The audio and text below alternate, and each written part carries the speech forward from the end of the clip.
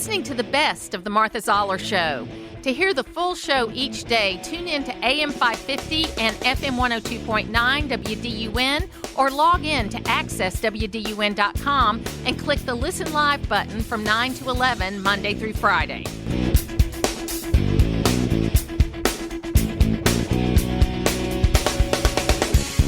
We're going to a gas station up here up the road. We got a search warrant for that's been doing illegal gambling and cashing out people off the slot machines. We're going to go execute a search warrant, arrest the clerk, and seize those machines.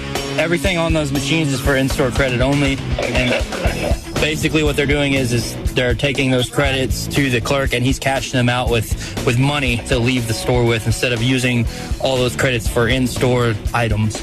It is the Martha Zoller Show, and Jeanne Seaver is joining me right now. I used that audio, Jeanne, because that was a Georgia police officer that was investigating these slot machines that are in these convenience stores that are not supposed to be paying out money, but they are. Mm-hmm. And you've been working, Jeanne Seaver.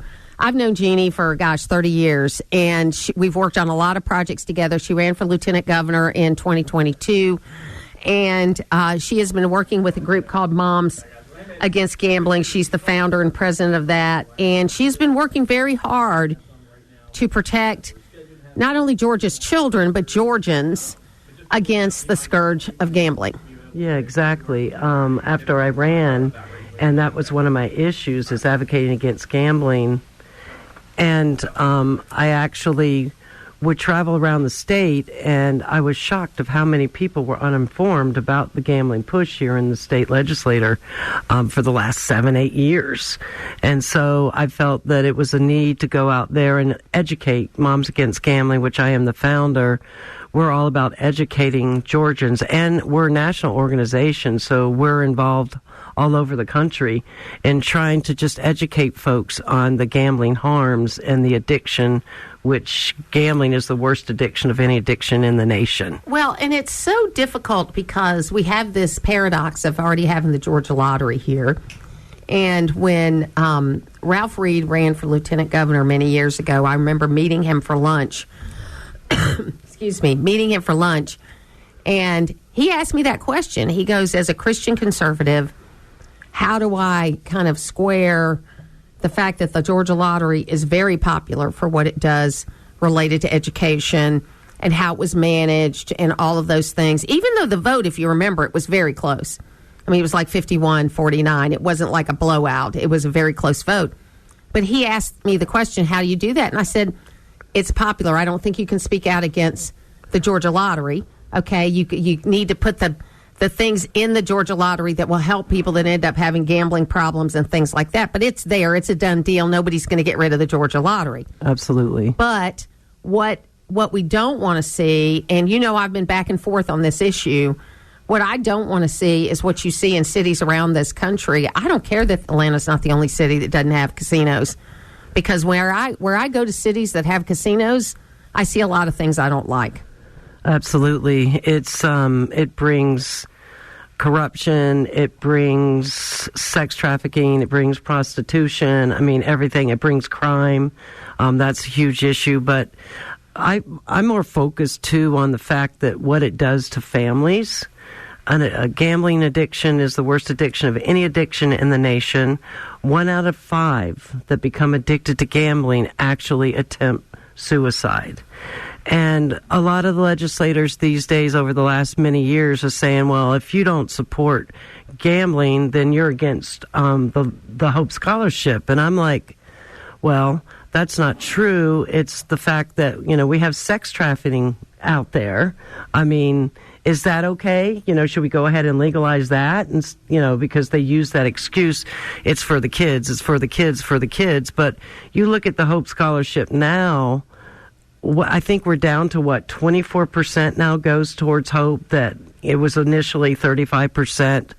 So, and I've heard that we've got $2 billion in surplus with the Georgia lottery now. So Georgia doesn't need the money. We got $14 billion in surplus because they always say it's about money, it's about education. And what this will do, if they legalize gambling in Georgia, it will cost this every dollar that they bring in, it will cost the state, it's been proven studies, $7 to $10 for the mental health services and the total destruction. I mean, most states that have legalized gambling now, bankruptcies are up 28%. And of course, you've heard lately, even these two Kennesaw basketball players, it's destroying sports. I mean, they're actually, calling games or fixing games. And it's been a huge topic nationally with the corruption, the Miami Heat down there. You've got a player that's making $24 million a year, and he got engaged with this whole gambling corruption. And, he's done forever.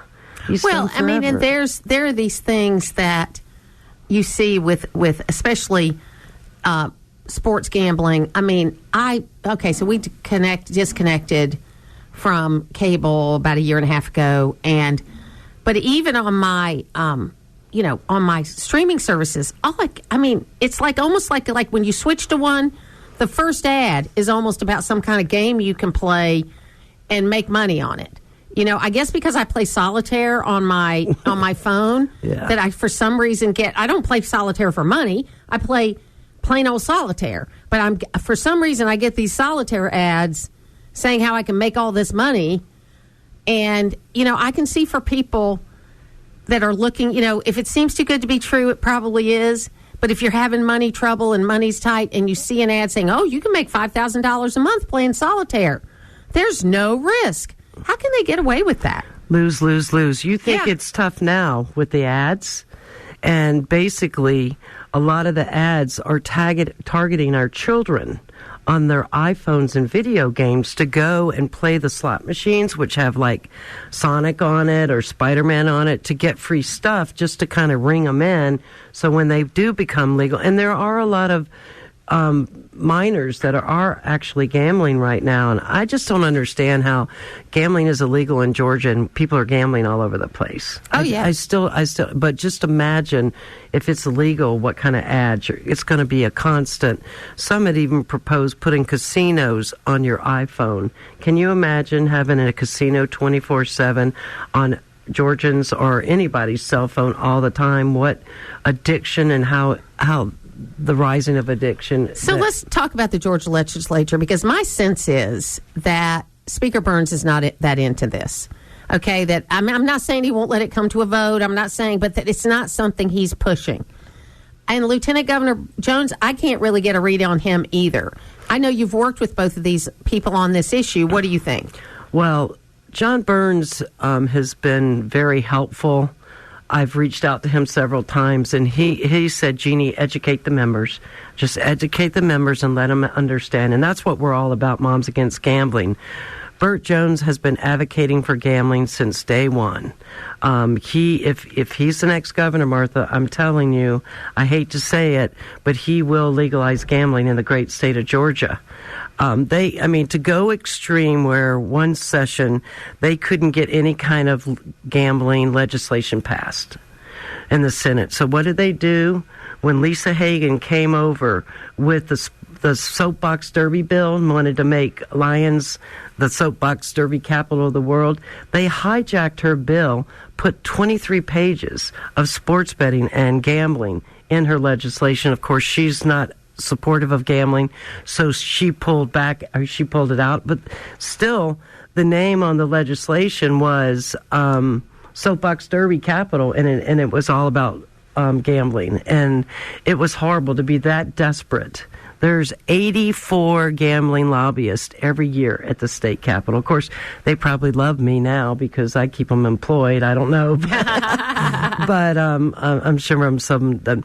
But, they had a study committee this summer, over the summer, and I went and gave presentations twice to the committee, and it was so stacked. There was 18 pro-gambling, all about the money, that's all it is. But we all know money, corruption is involved in money, and that's all they cared about was making a buck. So, just handicapping it, use a gambling term. handicapping it, I don't think this session, I know everybody thinks they'll finally do it, but I think they just want to get out so they can all go run, and that they're probably not going to pass something this monumental in this session. Now, I don't want to count on that because you never know. They could come in the back door, but that's just my sense. Yeah, there is legislation now basically in the House that they want to make sports betting part of the Georgia lottery, which is totally unconstitutional. You can't say you can't do that, for one. Because one of the tactics is, let's just do sports betting, right? Isn't that one of the tactics? Yeah, it's like let's people are already doing it. Right, they're already doing. Let's go ahead and regulate it. Yeah, well, we're already, like you said, sex trafficking. Should we go ahead and legalize that too? It's not something that Georgia needs. I think it will totally destroy our state. I'll tell you a quick story. I went to speak at one of the, down in Lyons County at a GOP meeting, and there was this 10-year-old boy that was there with his grandparents, first time he'd ever been to a GOP meeting, and I was talking about the gambling issue, and when I was finished speaking, he raised his hand and he stood up and he said, Miss Seaver, I know exactly what you're talking about when you're talking about gambling. 10 years old. I get the chills every time I say it because... and he said, I know exactly what you're talking about. I constantly get ads for me to go and play the slot machines to get free stuff. And that was 4 or 5 years ago. Yeah. You look at it now. My little grandson plays a game, I think it was Pokemon Go or something like that. And it was the same kind of thing that he'd come running to me. He'd play the game. And he'd come running to me and he'd say, hey, I need some money to get to the next level, or I need some money to do this. And I was like, no, we're not going to do that. You don't need to play a game for money at your age. It's not something you can do. Yeah, they're going to make it the norm. Yeah. And we cannot have this. I mean, it's like I've gone to the National Convention for Gambling. I've talked to people. I mean, there are states, for example, right now, Ohio, Massachusetts, and Vermont. They have it legalized there, and they're trying to do everything they can to undo it because they're seeing the destructive addiction. The rise of addiction is off the charts, and that's one thing that I don't understand how you can be pro-children and be for gambling. I just don't understand that. What do we have to do in this session? Because we don't want to assume nothing's going to happen because it will be a relatively short session because people want to get out. So what should people do? Well, I think that one of the most important things that I say around when I go around and talk to different groups is, one, I beg your parents and your grandparents to please go to their children's phones, go to their video games, and please look at what is happening on their phones, because you will see gambling ads constantly popping up for them. So I beg parents and grandparents and anyone to please look at their children's phones to accept it. Another thing is the most important thing, and is to actually call your legislators, because they do listen. I mean, we all know, Martha, a lot of times legislators, if they hear from 5 of their constituents, it's basically catastrophic for them. Yes. So call your legislators. Go to momsagainstgambling.com. There's a lot of information on there. And it's like, I know recently, and I'm really worried about this, is that there was a study committee on the number one business in Georgia, and Senator Eccles was the chairman of that. And when he came out of that committee, they supported in that legislation and that the report in it, sports betting. So especially, that's. I mean, we know Shelley was totally against sports, any kind of gambling. I'm not sure where Eccles is going. I know that recently Gooch, who was a big supporter of sports betting, he's now against it. Calzert is standing against it now. I mean, so Burt Jones has lost a lot of his go-to people, to go and get gambling passed. So I'm very, very concerned.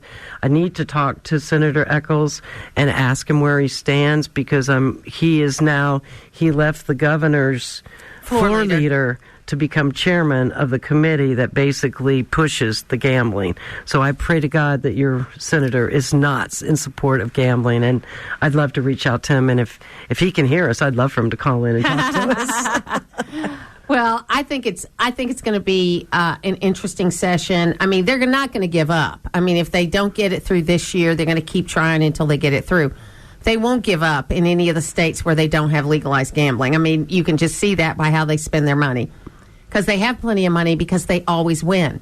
Okay, gambling. I know people that can treat gambling like entertainment. I mean, my husband and I do that. In the places where we go where there's gambling, we have a certain amount of money that we'll play, and we don't play it anymore after that. And last time we were on a cruise ship over Thanksgiving, we didn't even go into the casino because it's just not fun anymore. And so, I think people can treat it, like grown-ups, but there's so many people that don't.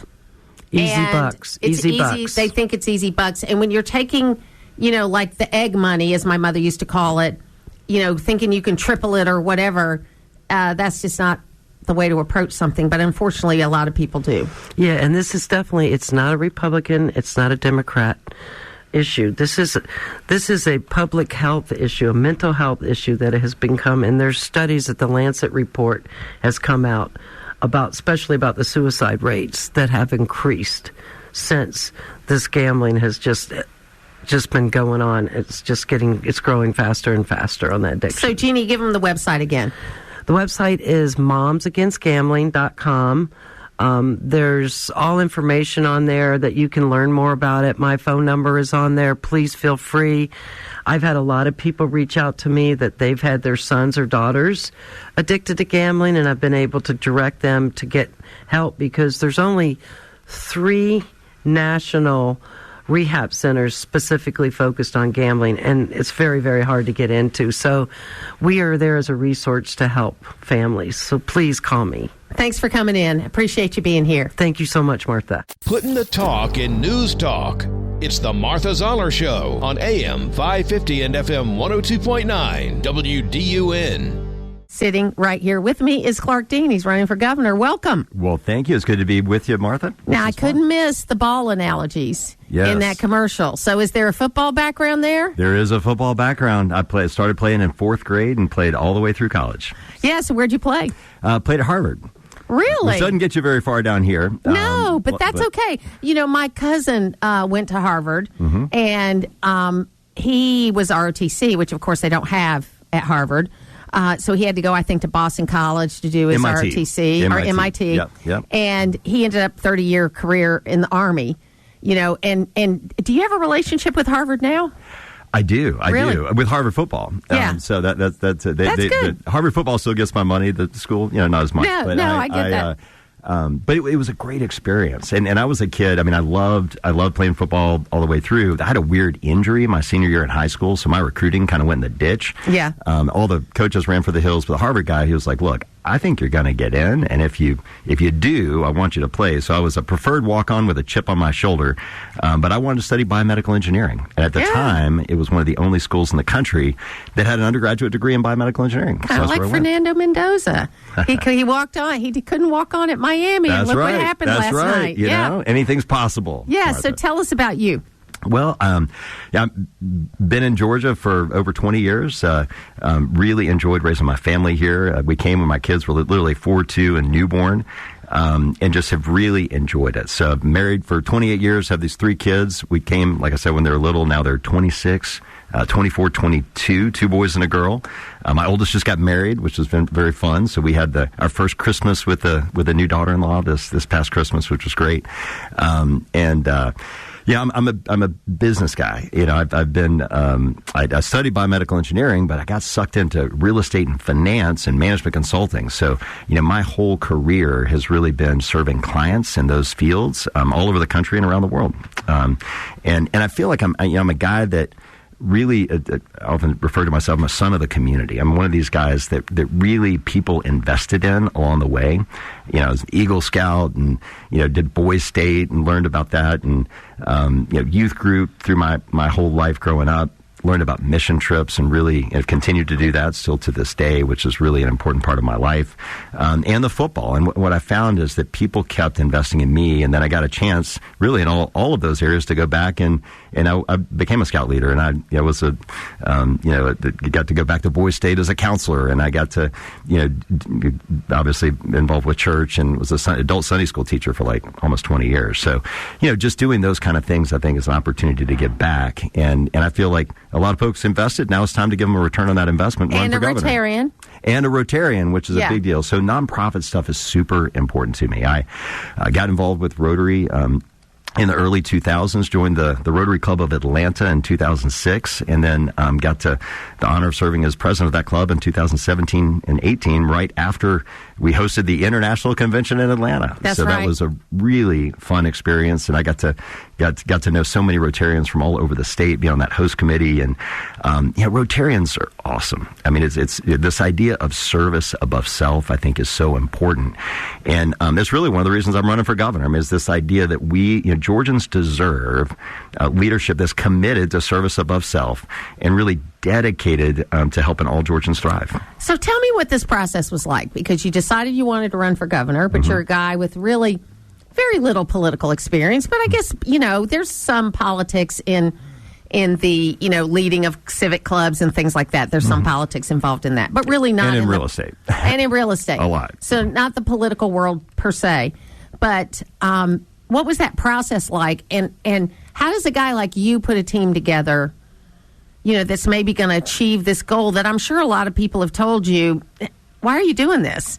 You don't have a chance. And I'm sure you've heard that. I'm not saying you don't have a chance. I'm just saying a lot of people say, why start with governor? Yeah, I mean, a lot of people do say, why start with governor? But it started with people saying, why not you? Why not now? Yes. And that's why I got into it. I mean, I didn't really wake up, one day and say, hey, I want to do this. But I had a lot of folks really encourage me to do it because they felt like they wanted leaders with those kind of priorities and with those kind of backgrounds. I mean, the thing about the government experience and my core business. I mean, again, I'm in the real estate business, and I serve, large corporates and small businesses, really across the country, and helping do pretty complex real estate deals. I mean, the first project I worked on in corporate real estate was in Washington, D.C., working with Elizabeth Dole on a new headquarters for the American Red Cross. So we had to deal with the federal government. I had to deal with Marion Barry, who was the mayor of Washington at the time. I mean, I've dealt with a lot of politics and a lot of really interesting things throughout my entire career.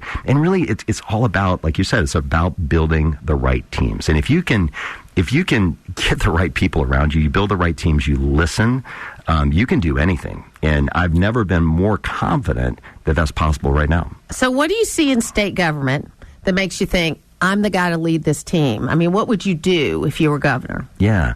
Well, first of all, I listen. And it's a business thing, right? I mean, you start, if you're going to serve clients, and I really do believe, I'm very proud of the business we built, but I'm even more proud of the businesses I've helped my clients build. And I think that's, to me, governor of the state of Georgia is the greatest client service job in the state. You got 11 million clients, and if you really want to serve them, you got to start by listening. So that's exactly what I've done. I've gone all over the state asking a bunch of questions. People say, man, you ask a lot of questions. And I'm like, well, I don't know how else you do it, right? Yeah. I mean, let's understand. I say, look, what do you care about in your community?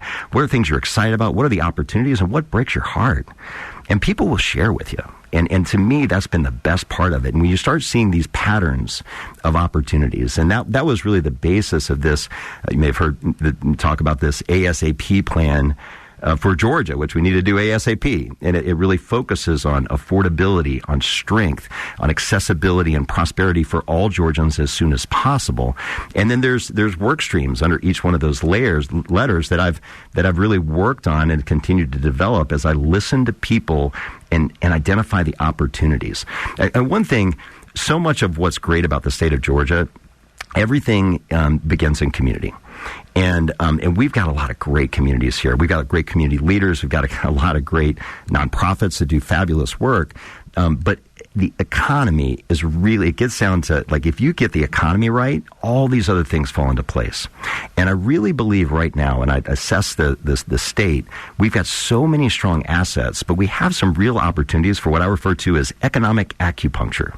Right, you don't need big government programs, but if you put a little needle in here and expand this bottleneck, right, that could actually allow this industry or sector to flourish, and then put a little needle in here and allow that to flourish. We've got a lot of these all over the state and a lot of rural areas where we could really bring these towns and these areas back to life so they can really fulfill the promise that those people want to have for their communities and for their families there. So what are the top 3 things you hear from voters that they're the most concerned about?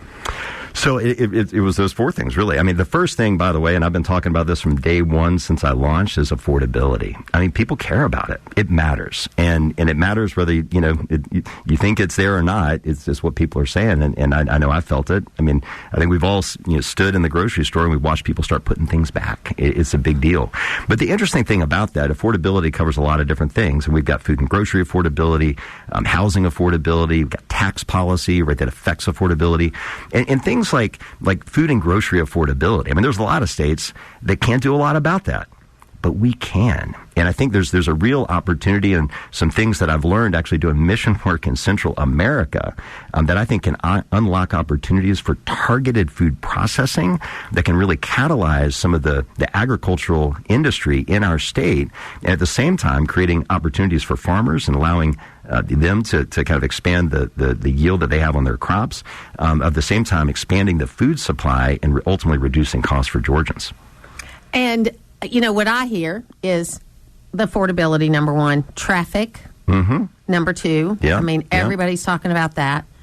And then I think that probably the third one is, concern about certain agencies. I mean, we got a big problem in the foster care world right now, huge problem. And I think in theory, the foster care system, if it works right, it is the best way, but we let kids, our goal of family reunification, which I think is a great goal, sometimes we go too long, and then what happens is those kids never find a home, and they end up being in a foster home, 11 different foster homes before they get out of the system. And even though we've done a better job of adding to the services they get until 24, not 18 anymore, there's still a lot of problems with them being good members of society because they've never learned how to love anybody.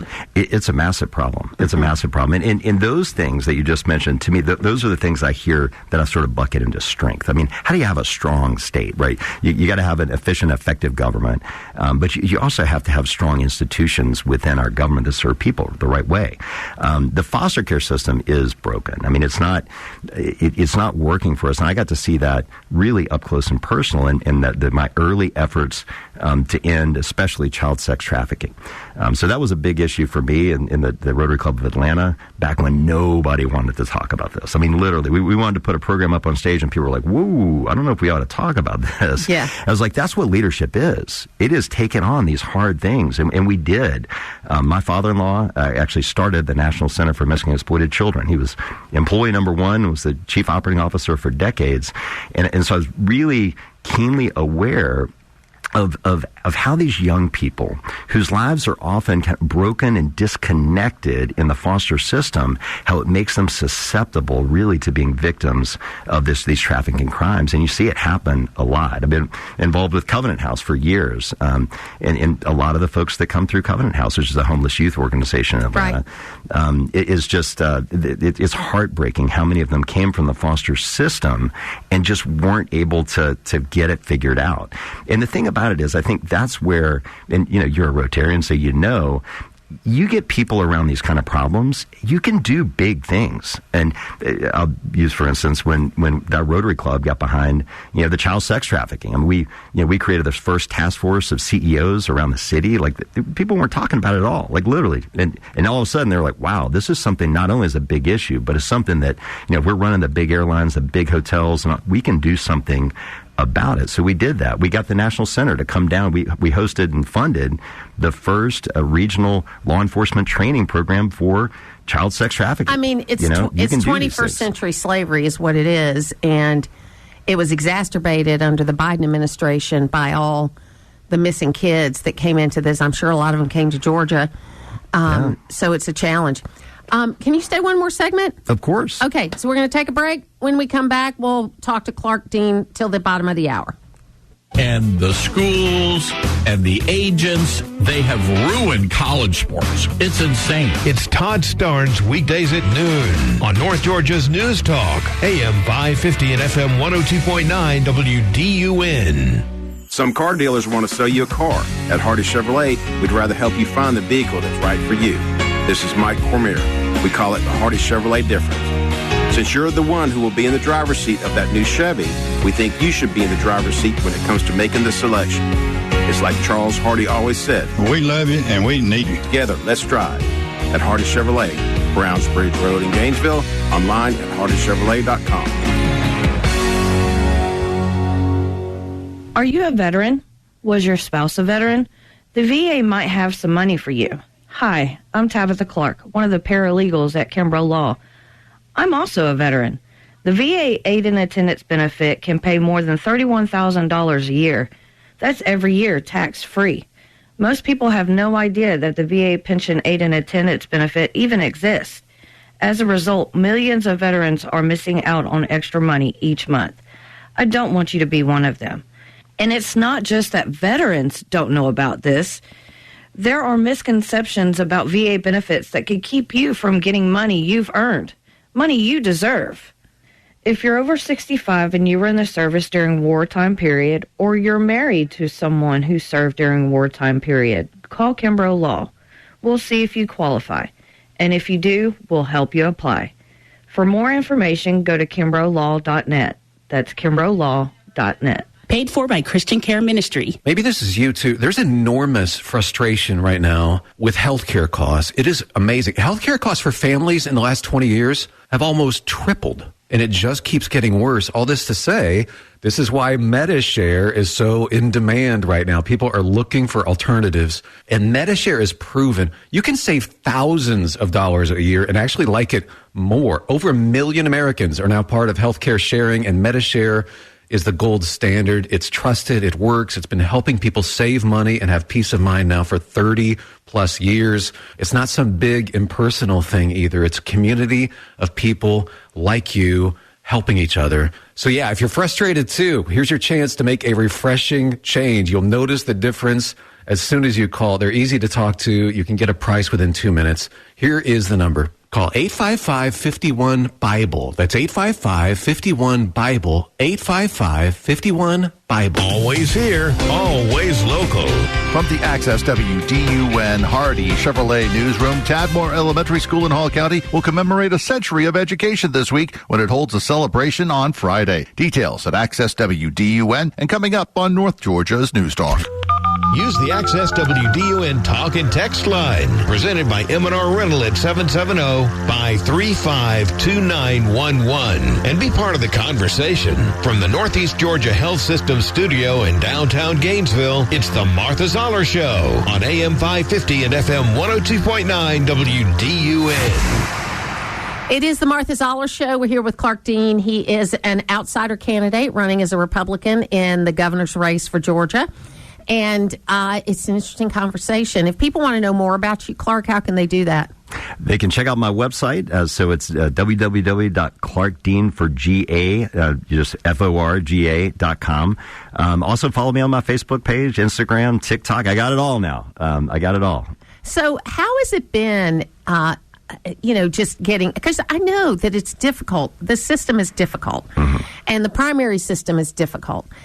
You're going to qualify, I'm sure, in March. And then once you do, then that'll open up a door to a lot of opportunities for debates and things like that. So have you thought about that process? I'm sure you have. And how you're going to do that so you get this message out around Georgia. No, of course. We got a huge state. We got a lot of counties. We got a big state. It's a lot of territory to cover, and a lot of people. And to me, I've really enjoyed getting out there and meeting with folks. I mean, you just getting out there and meeting people, I think, has been the best thing about this. And if you meet with the right people around the state, then they go tell their friends, they tell their friends, they tell their friends. And that's kind of good old-fashioned sort of grassroots politic. But to me, it is it has been it's been really heartwarming, the reception that I've gotten all over the state. I think people are ready for an outsider. They want somebody to solve problems and get things done. Well, I mean, in the all the Republican polling shows there's in the 40s as far as undecided. That's right. With the candidates that are in, and some have it higher than that.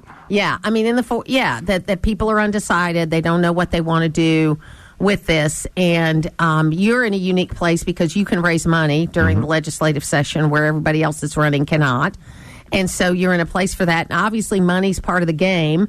So how are you going to structure that part of it? Yeah, I mean, you got to raise a lot of money, and you got to raise a lot of money from a lot of people, and I think the discipline of doing that is actually that's how you win campaigns. There have been a lot of folks that have thrown a lot of their own money into campaigns and have lost because you got to have the discipline of getting people. Well, it also invested. deters the small money people from giving. If you write yourself a big check, then they don't think you need them. That's right. So they don't give. That's right. Yeah. And you know, the fact of the matter is there are a lot of undecided voters out there. And what's interesting to me, and I hear a lot, it's not that the other candidates aren't well known. I mean, they're very well known. Everybody knows them. They're just not decided that they want to really vote for him yet. And to me, I think that's really interesting right now as a Republicans, because the fact of the matter is we have to get a candidate on the ballot in November who can actually win this election. And it's got to be a compelling candidate that connect with the people in Georgia and actually compel them to want to come out and vote. Because let me tell you, the Democrats are very engaged. They're very charged up, and they really, really, really want that house on West Paces. And they're going to do everything they can do to get it. And we got to be really smart about who we put on the ticket to win in November. So why should folks vote for you? Well, I can win in November for sure. And I'm a guy who's absolutely committed to service above self. I mean, it's my track record, is what I've done. I'm very, very committed and dedicated to making sure that all Georgians thrive. No matter what zip code you come from or where you're born in or where you live now, I believe we have an opportunity to make Georgia a superpower state. I mean, we really should be a superpower state. We're number one in business. We've been number one for 12 years running. That's fantastic. But the fact of the matter is, we should be number one in lots of things, and we shouldn't be number 37 in maternal mortality. And like with the health thing, that gets into the accessibility part of my platform. I mean, so many times we're playing a defensive position. How do we just be not bad at women's health? I'm saying, like, let's go on the offense. Let's be number one in women's health. We have everything it takes right now from an innovation standpoint, et cetera, in the state of Georgia to be number one in women's health. I mean, the fact of the matter is, modern medicine has always treated women like little men. And the fact of the matter, women are not little men. Their biologies are totally different. So over half the budget is spent on education. And we only have about a minute and a half left, so I don't want to, it's not a subject. We'll have to have you back to talk about that at length.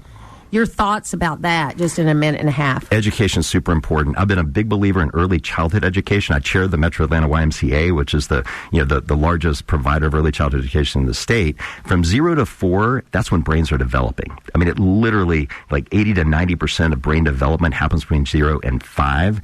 We have to get that into kids early. Literacy is super important. We have to have literacy programs that actually teach kids how to read. Math and science, obviously I'm a big supporter of that. We need to do that.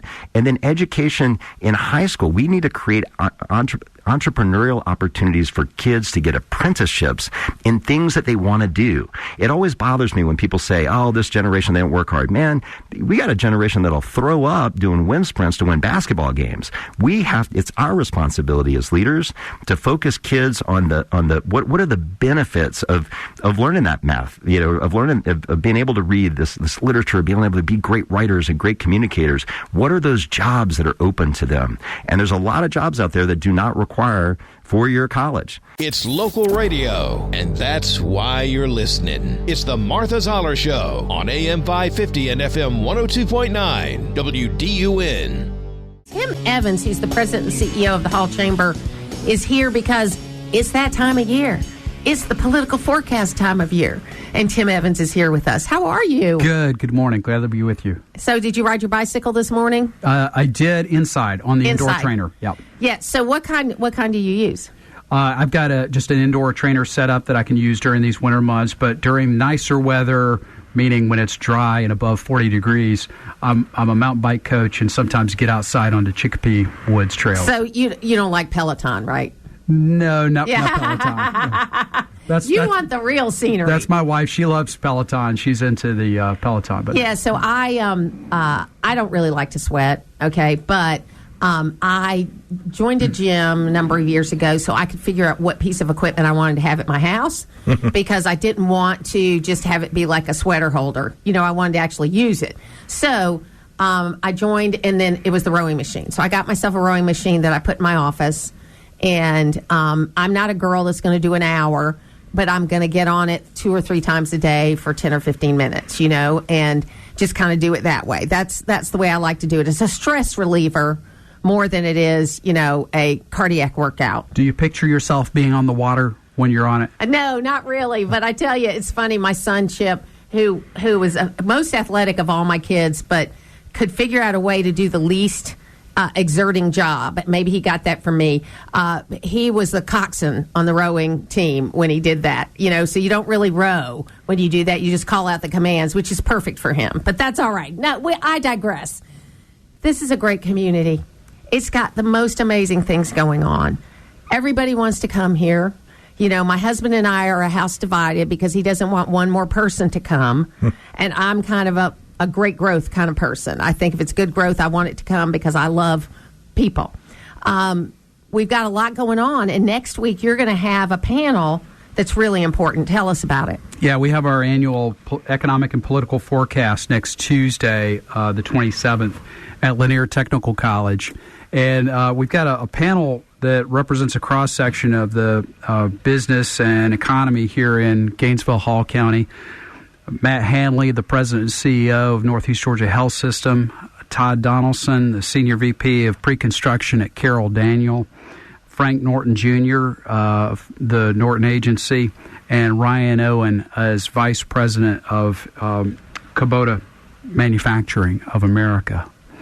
So that's a great cross-section of thought and opinion. And in this day and age where you can get facts, you can get overloaded with facts from anywhere, this is a group that can provide you some context about what's going on and help you as a business leader, not just hear information, but also give you a plan to not react, but plan ahead for this new year. Well, and I think, folks, what is so important about this is that we can be so overloaded with information, with facts from all over the world. But really, what can we actually affect? And what you can actually affect are the things that are happening in your community. And by being involved in your community, that's how you're going to get the biggest payback. So there are so many things that I think are exciting about that. Now, it's a political forecast, too. So where are you going to get the political side of the forecast?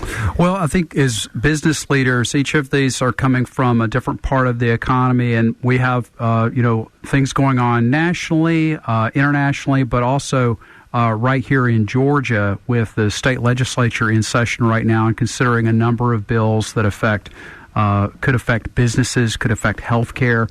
So we're going to hear from some of our panelists on, what are the, what, if any, anticipated outcomes from this legislative session may they be looking at. So what are the top industries in Hall County, and also what are the fastest growing? So about a third of all employment in Hall County is directly related to businesses that make stuff and move stuff. That's advanced manufacturing, food processing, and the logistics related to it. It's right at 34,000 people that are employed by those kind of key core companies, and it makes up what I call one of the legs of the stool of our local economy. And those are businesses that they don't just make stuff and move stuff. It's also their headquarters in many cases. I just mentioned Ryan Owen is on our panel from Kubota. So this is their North American manufacturing headquarters. They have accounting, they have all their design, engineering, a huge number of engineers that work at Kubota, as well as their executives for that part of the business. And we're very blessed that we've got a lot of the companies that have both their headquarters and their production assets that are here in our community. So we've got the decision makers that are getting involved in the community and nonprofits in the schools, and they bring a lot more to the table than just the folks that they employ and the incomes that come from it. And are those also the fastest growing? So they're the source of a lot of new jobs for us. Existing industries are certainly the top job producers for our community in what we work on and touch. I would say a fast-growing area for us is another leg of that stool, healthcare, with over 500 healthcare service providers, and the largest of those being the largest employer in this region, Northeast Georgia Health System.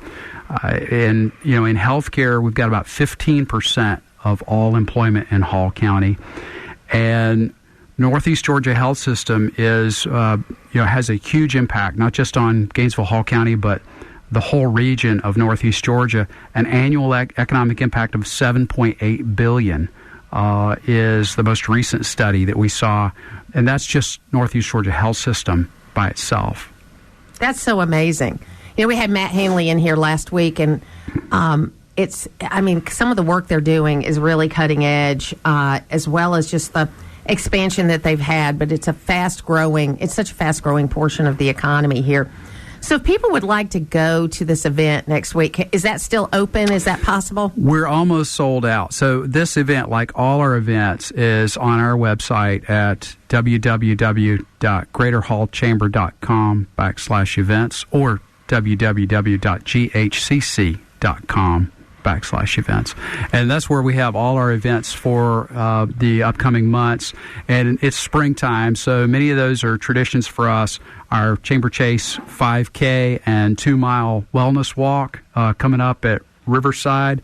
In March, we've got our gala coming up in May, our Healthy Hall event in March. So we've got a lot of things going on that touch every part of the business community, and it's a great way for people to get involved and participate. John, did you want to ask something? Or Yeah, in our cycling times, when I finally catch up to you, to hear your stories, how national or international do you think Gainesville is at this time? Well, we get a lot of recognitions that we don't necessarily apply or ask for. This last year, we were named the #1 small metro area in the country. By Milken Institute for economic growth. Is that Michael Milken? No, Milken Institute's a long-standing economic institution in the U.S. with their headquarters in Washington, D.C., and they're a nonpartisan think tank that focuses on the economy and economic impact.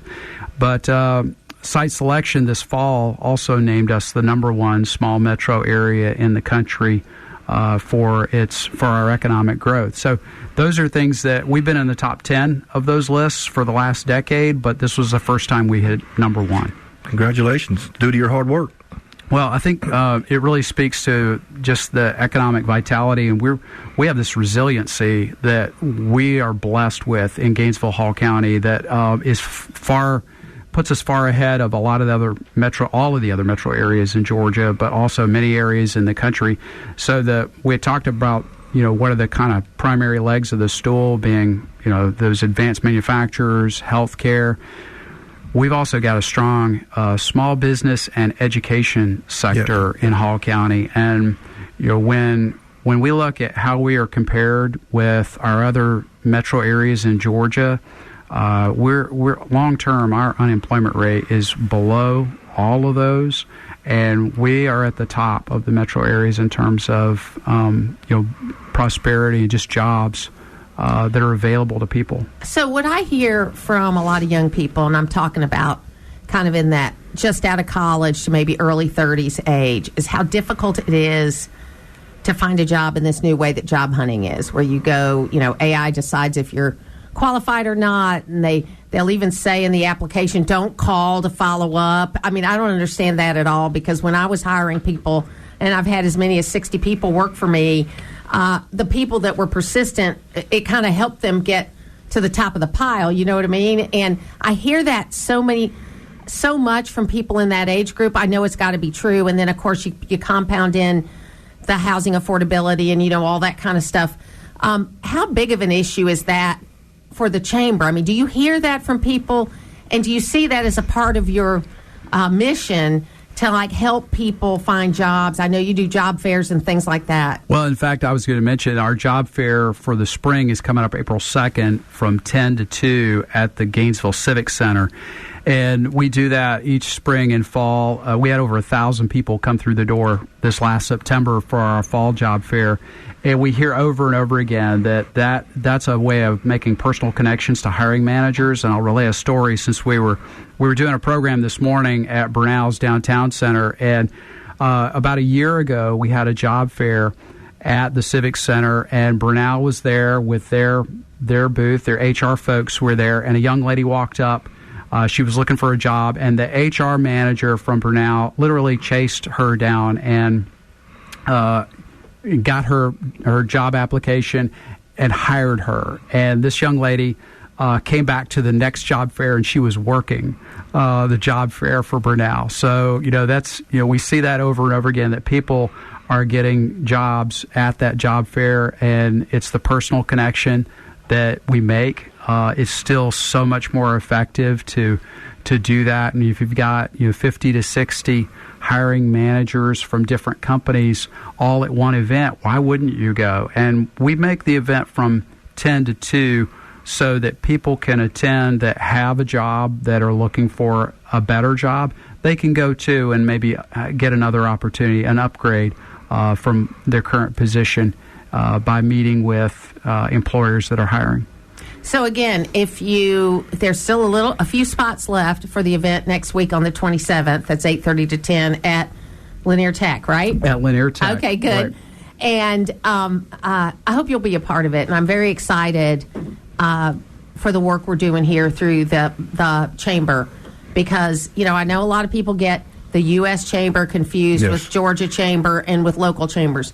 Your local chambers are not political. Your local chambers are about you getting the best opportunity out of your local community. And, regardless of what you hear, and I don't mean about your group, but the U.S. Chamber gets a lot of bad press sometimes because of the positions they take.